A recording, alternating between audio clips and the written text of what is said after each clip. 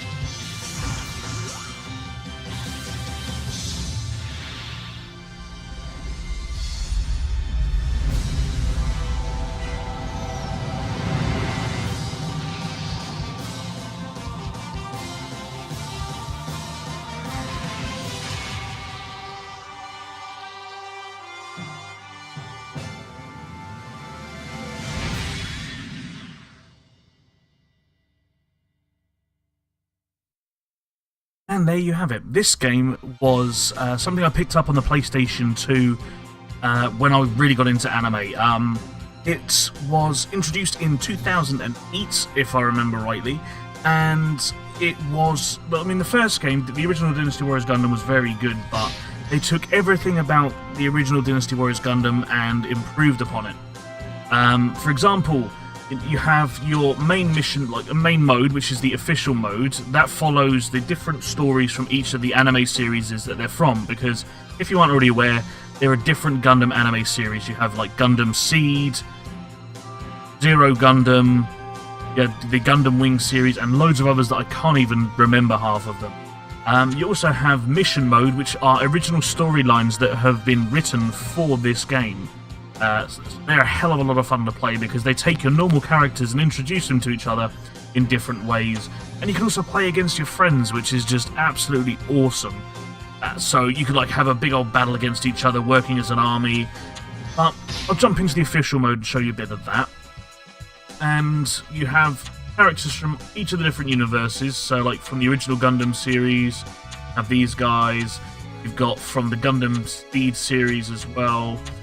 But the character I actually really want to be showing you, press the wrong button there, sorry about that, is Shah Aznavour. He is an absolute badass, as you can see. Let the purge begin. Yep, he says let the purge begin, but I'm trying to talk. So you have not just the missions one after the other with no story, you have proper stories that fill in all the gaps, that tell you exactly what's happening. You can even do co-op missions on this game, which was a lot of fun. Me and my friends used to do this. We both pick a character and work together. I'm going to jump into, let's jump mission. Char repels Londo Bell's attack and has started moving Axis toward Earth. However, Londo Bell tries to launch a new attack on Axis. To prevent it from succeeding, Char brings the mobile armor Alpha Aziru into play. Piloting the Sazabi, he engages Amuro and his new Gundam to defend Axis and defeat his rival. There is proper voice acting in this game from the people that did the English dubs of the voice acting. I'm not sure if the Japanese dubs are the same or not. It's a lot of fun. You can choose different mobile suits. You unlock them by gaining their license. You do special side missions, unlock the different licenses for different Gundams. So say if your favourite character was a guy from Wing Gundam, but you wanted him to pilot something from the original Gundam series, you could do that. So it catered to a lot of fanboyism that there is there. Will the Alpha Zero be ready in time? Why don't you have Little Quest take it for a test spin? Now, don't be mean. Why? Did Quest say something? Only that she hates you for being so serious. Gyune is beside himself thinking you'll take Quest. That makes it the perfect time to send him out with her. I see. But... Do you have a better idea? My job is to obey the captain.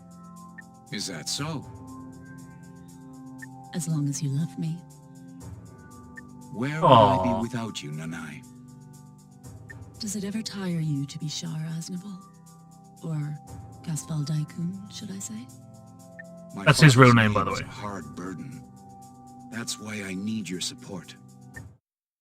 Yeah, so each story has its own little interlude, it has its preludes, it has, like, follow-on conditions, and so you get this starting screen here, which is your basic map that tells you, like, the blue areas are areas that you currently own and currently protect, and the reds are areas that you do not own.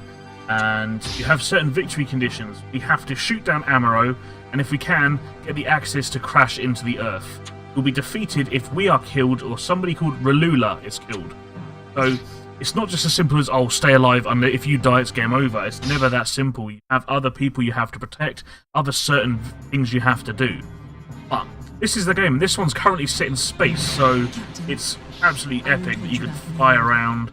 And as with any Dynasty Warriors Gundam game, you do combinations of your square button and triangle button to complete different like counter-attacks, standard attacks, special attacks.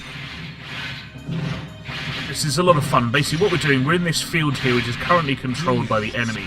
We have to damage the enemy enough so that we can actually take over, so that we can own this zone and stop enemy reinforcements from happening. Because as long as these zones are active, we lose. Besides, Nanai's a good woman.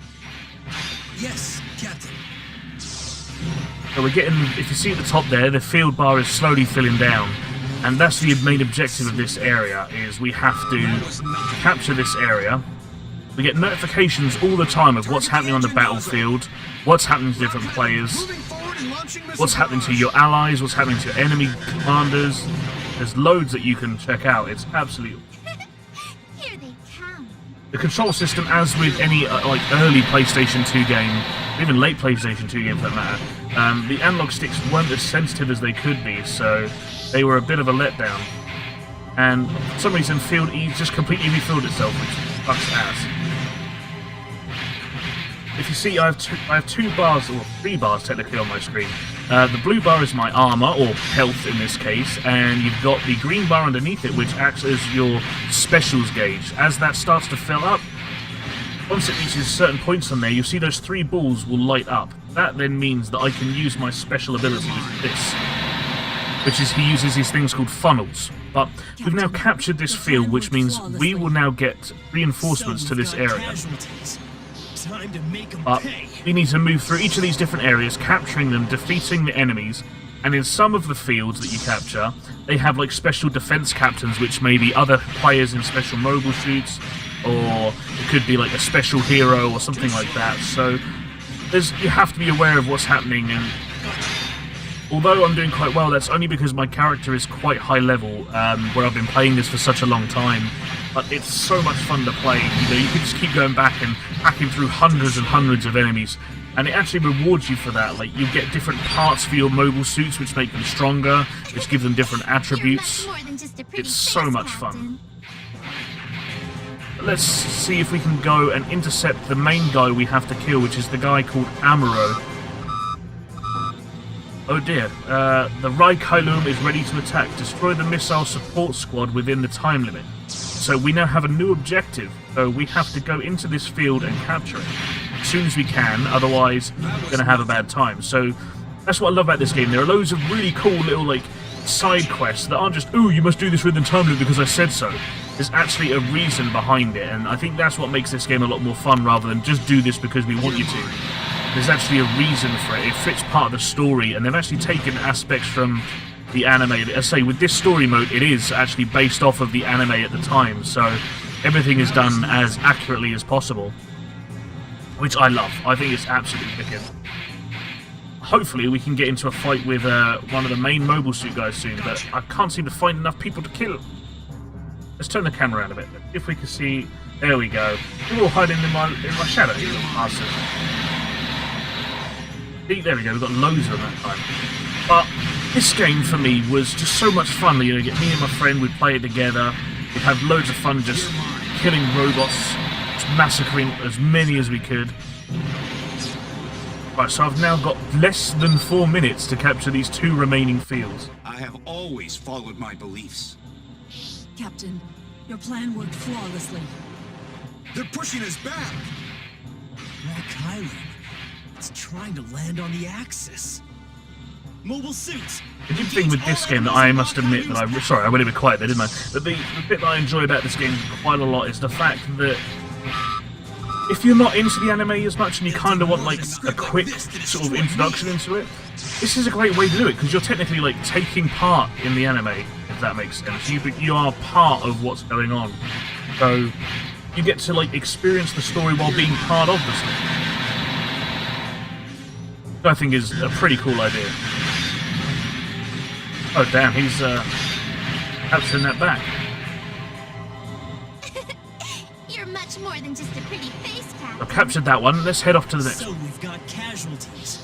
Time to make them Gonna have to be quick. We've only got 3 minutes. Because he's taken that one back. That's the thing, is the other AIs can actually intercept and like prevent you from completing quests because they will work on what you're doing at the same time. They'll see what you're doing and counteract it, which is very clever for a PS2 game, I think. You know, you don't see many that do that.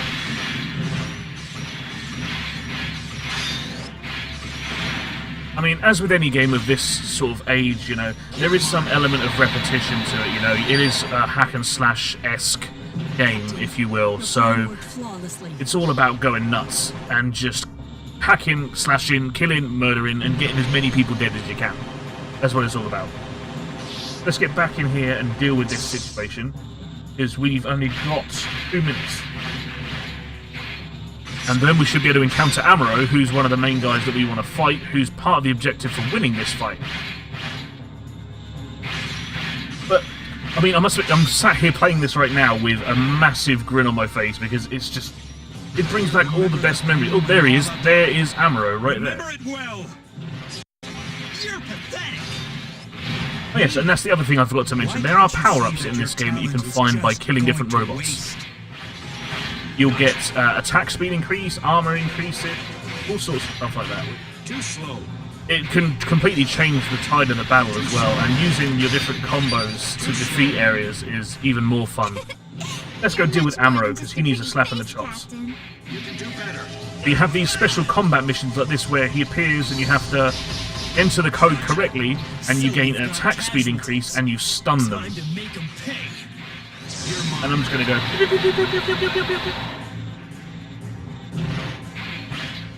Oh, he got us there.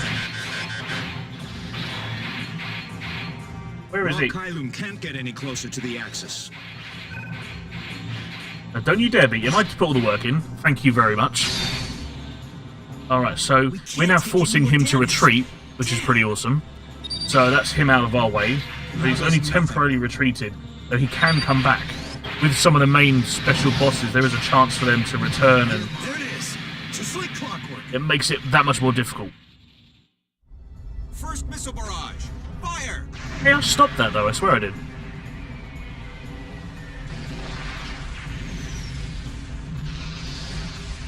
That's us, by the way.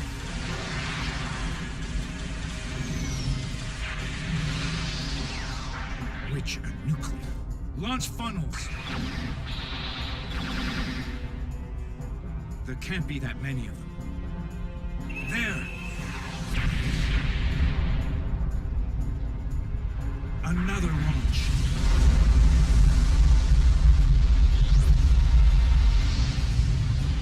Byte doesn't mess around.